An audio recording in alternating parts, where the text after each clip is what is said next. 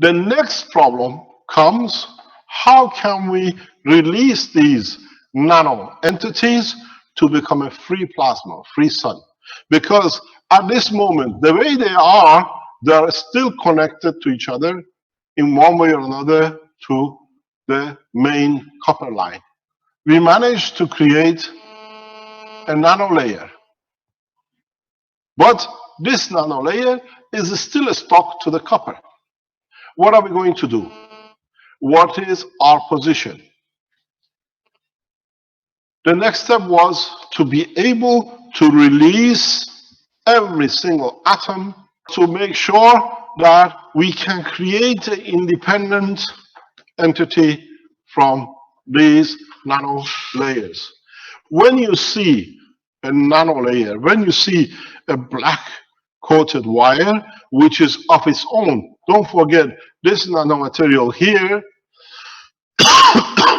is atomic structure of the copper itself. It hasn't been coated.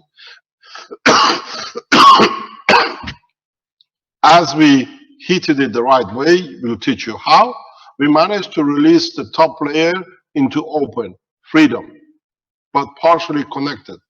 For you to see these black entities on the wire, copper wire, needs at least 30,000–40,000 nanolayers. So when you have the copper wire and when you see it in black coated, that's 30,000–40,000 layers. That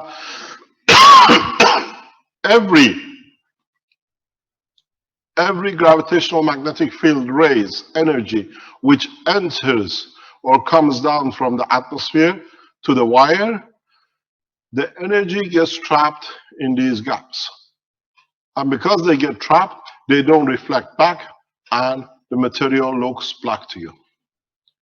This is one of the signs of superconductivity, absorption of all the material, all the energies. So when you measure across the nanomaterial here, you get 20 megawatt of resistance, mega ohm of resistance. But when you put current through this nanolayer, because there is no physical electron to resist it, it's superconductivity. It's the first time man has managed to produce superconductive materials at room temperature and pressure. This has been the biggest problem in the world of science for a long time, to create superconductors at room temperature. Now we have it. And the process takes a few hours and less than a few cents. So now you understand why these things start looking magic, why we start having energies and being able to show these kind of performances from such a small box. But this is not the end. This was the beginning of the problem.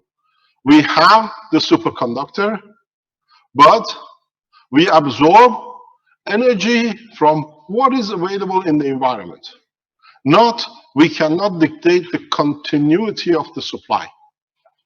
We needed to find a way to guarantee a continuity of supply of energy to our wires. The solution came and is part of what we are made of.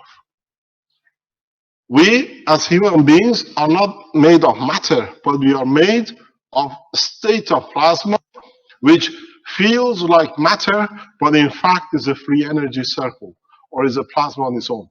So the next step for this was to develop a technology that we could release these single plasmas, which now were not attached to the matter state, but were attached to another plasma. The process was very simple. Looking into the way the universe works, all we had to do was to add a new material in the environment. So what we did, we added this copper environment, which is nano-coated, into a new environment, what we call. So what we did, we put the material in a replication of the Earth atmosphere, where we introduce the copper in the solid state into a new environment to create the nanolayer. Heat it up enough that it can loosen up, heating it further to become vaporized, that the molecular structure become loose, and then let it attach to itself to become nanomaterial. Now we needed a new condition. The new condition we wanted was the replication of the earthwork. Earth does this, separates the nanomaterial through salt water of the seas to make single plasmas. So what we did, we added salt water in this environment, and what we got was the magic of what we call free plasma.